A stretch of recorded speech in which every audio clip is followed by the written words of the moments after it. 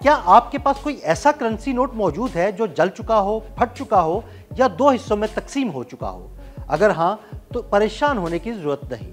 आपका जला हुआ या फटा हुआ करेंसी नोट किसी भी बैंक से बआसानी तब्दील हो सकता है, लेकिन उसके लिए कुछ शराइत लागू होती हैं और एक ख़ास तरीकाकार है। आइए आपको वो शराइत और तरीकाकार के बारे में तफसील से बताते हैं। कागज के करेंसी नोटों के फटने या जलने के अक्सर वाकयात सामने आते हैं, जिसके बाद उन जले या फटे हुए नोटों को अक्सर ये समझकर फेंक दिया जाता है कि अब ये अपनी असल मालियत खो चुके हैं और इन्हें पास रखने का कोई फायदा नहीं। अगर आप भी ऐसा करने वाले हैं तो ठहरें, ऐसे करेंसी नोट बआसानी तब्दील कराए जा सकते हैं। इसके लिए आपको बस इतना करना है कि किसी भी बैंक जाएं और वहां जाकर नोट की तब्दीली की दरख्वास्त दें। अगर नोट कई हिस्सों में बटा हुआ है तो उस नोट के सारे टुकड़े अपने साथ लाएं ताकि तस्दीक हो सके कि ये एक ही नोट है। अगर करेंसी नोट 50 रुपए मालियत तक का है और उसका आधे से ज्यादा यानी 50% से जायद हिस्सा मौजूद है तो आपको उसकी पूरी मालियत मिलेगी। अगर नोट 50 रुपए मालियत से जायद का है और उसका 80% हिस्सा मौजूद है तो आपको पूरी रकम मिलेगी। अगर नोट का हिस्सा 40% तक है तो आपको आधी रकम मिलेगी और अगर नोट का हिस्सा 40% से कम है तो आपको उसकी कोई रकम नहीं मिलेगी। जानबूझकर फाड़े या काटे गए नोट काबिले तब्दीली नहीं।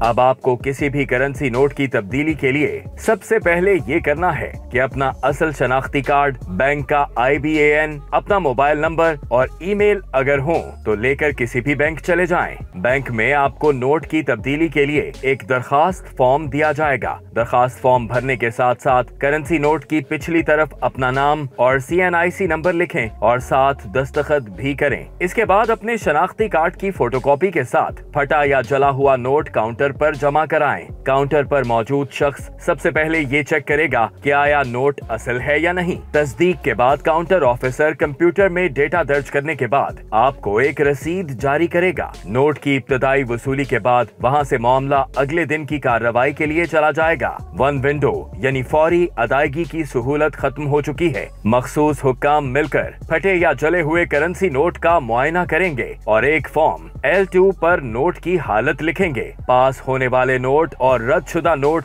दोनों का रिकॉर्ड सिस्टम में रखा जाता है। अगर रद्द हो तो वजह वाज़े लिखनी होती है और कस्टमर को इस बारे में मुत्तला किया जाता है। अगर आपका दिया हुआ नोट बैंक के तब्दीली के मयार पर पूरा उतरता हो तो उसकी पास होने वाली रकम आम तौर पर डायरेक्ट क्रेडिट RTGS के जरिए कस्टमर के बैंक अकाउंट में भेज दी जाती है। इसलिए IBAN जरूरी है। आमतौर पर क्लेम केस की अदायगी 2 वर्किंग दिनों के अंदर मुकम्मल कर ली जाती है।